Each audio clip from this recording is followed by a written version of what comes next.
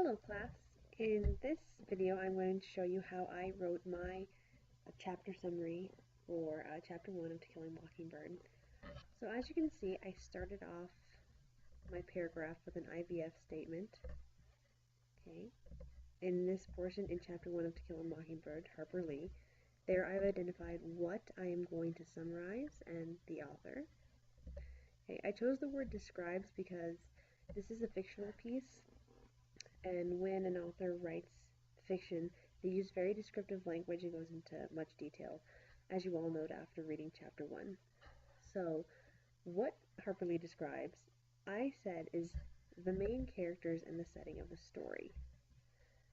Now, instead of listing specific details here, I decided to look at all the details that I had collected, and I made a general statement. And what I noticed after looking at all the details from chapter 1 is that she really is just giving information about characters and the setting of the story. So instead of getting specific, I just kept it as a general statement.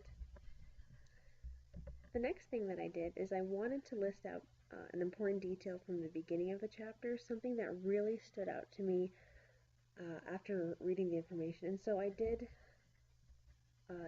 decide to list the information about Simon Finch. I kept it very simple, saying simply that his background was explained and how he died rich and he left an inheritance to his family.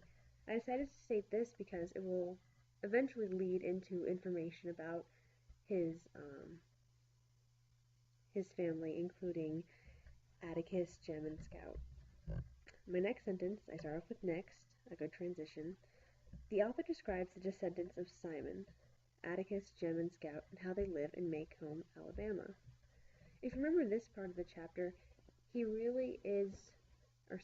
Harper Lee is really just describing Atticus, the fact that he's a lawyer, where they live, what Maycomb is like. You remember there's a lot of details about how hot it is. We learned some information about that particular family. And so I decided to, instead of trying to list out those details, to really find the pattern behind them and to generalize it. And so that's why I said what I said.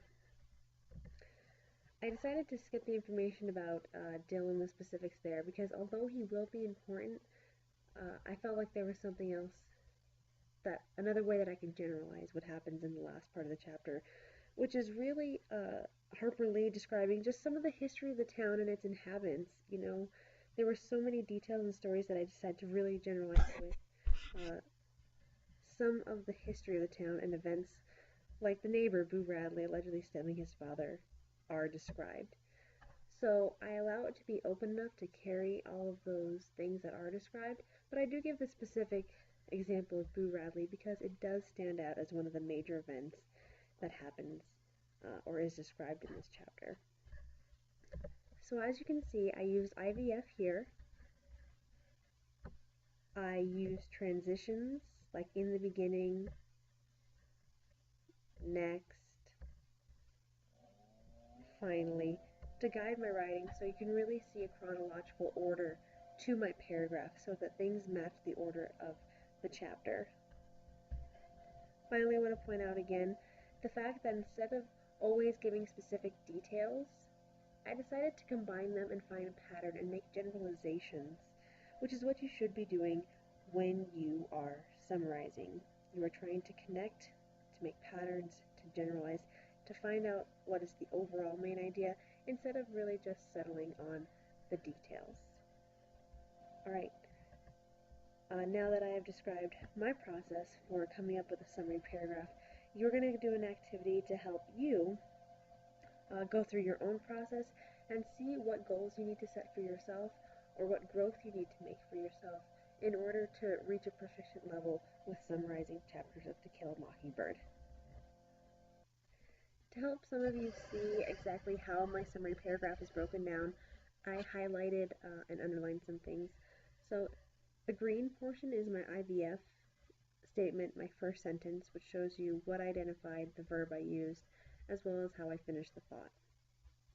Then I separated my next three sentences so you could see how one leads into another, and I've underlined the transitions that I chose to use.